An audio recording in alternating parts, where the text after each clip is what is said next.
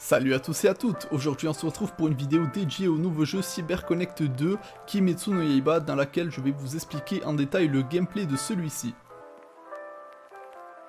Bien que ce jeu se rapproche des mécaniques d'un Storm, il en garde quelques subtilités et je vais commencer par vous les expliquer, les différentes touches et possibilités dans ce jeu.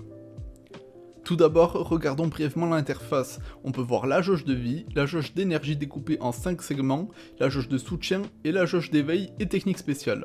Nous disposerons de 3 techniques par personnage, une première technique avec triangle, une deuxième avec triangle plus R1, et enfin une troisième technique avec triangle plus l'analogue avec possibilité de faire des techniques aériennes pour certains personnages, comme on peut voir avec Tanjiro par exemple. A savoir que chacune de ces techniques consommera 20% de la jauge, soit un segment. On enchaîne maintenant avec le système de combo. On pourra commencer notre combo avec carré tout en mâchant son bouton pour continuer son combo, et à partir de là nous avons deux choix. Soit l'analogue vers le bas, on cloue l'adversaire au sol en lui faisant beaucoup de dégâts, soit avec l'analogue dirigé vers le haut, on peut éjecter l'adversaire pour le reprendre avec un dash aérien, donc avec rond. Il y a également des possibilités en début de combo de rester appuyé sur carré afin de charger une attaque brise-garde pour commencer un combo. Même si ce n'est pas noté, nous avons pu voir dans le match qu'il était possible de faire des chops, donc je suppose que ce sera L1 plus rond ou L1 plus carré. Passons ensuite au système de garde, il en existe 3. La première est une garde classique qui vous permet de bloquer les coups de votre adversaire avec R1. La seconde va vous permettre de repousser l'adversaire quand vous êtes en garde pour créer une distance entre vous et celui-ci en utilisant votre analogue dans une direction pendant la garde, un peu à la manière d'un Fighters quand vous faites un contre. Enfin, la troisième, elle va vous permettre de faire un perfect counter, donc en mâchant votre garde au bon moment, vous allez punir l'adversaire et pouvoir commencer un combo. Parlons brièvement des sauts et des dashs. Vous pouvez effectuer un dash vers l'adversaire qui, s'il est touché, créera un impact qui vous permettra de commencer un combo, comme dans les Naruto Storm. Vous pouvez également effectuer des sauts sur les côtés, avant et arrière au niveau du sol, mais également faire de même dans les airs, comme les jumps aériens dans les Naruto Storm également. Parlons de la dernière partie du gameplay avant de parler du système d'éveil, on va parler des assists.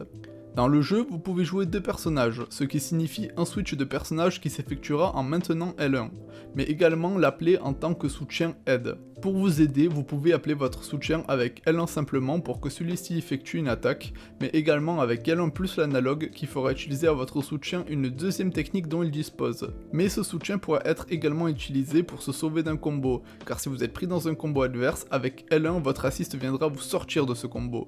L'assist en tant qu'attaque consommera une seule jauge, tandis que l'assist pour vous sauver consommera ces deux jauges. Finissons cette vidéo en parlant de la jauge d'éveil et de la jauge d'ultimate.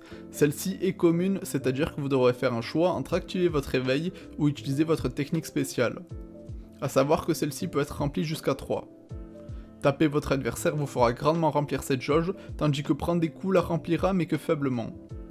Petit détail que j'ai pu observer est que tous les personnages ne font pas les mêmes dégâts avec leur spécial et qu'il y a des dommages réduits, c'est-à-dire que votre spé fera moins de dégâts si vous avez donné un certain nombre de coups avant. Sur ce, j'espère que ce jeu vous hype autant que moi.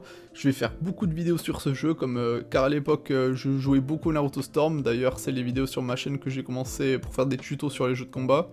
Donc j'espère que cette vidéo vous aura plu, si c'est le cas, n'hésite pas à lâcher un like, à t'abonner si t'en as envie, et je vous ferai des vidéos actu sur le jeu qui sortiront au fur et à mesure, essentiellement basées sur le gameplay. Allez, je vous dis à la prochaine, bye.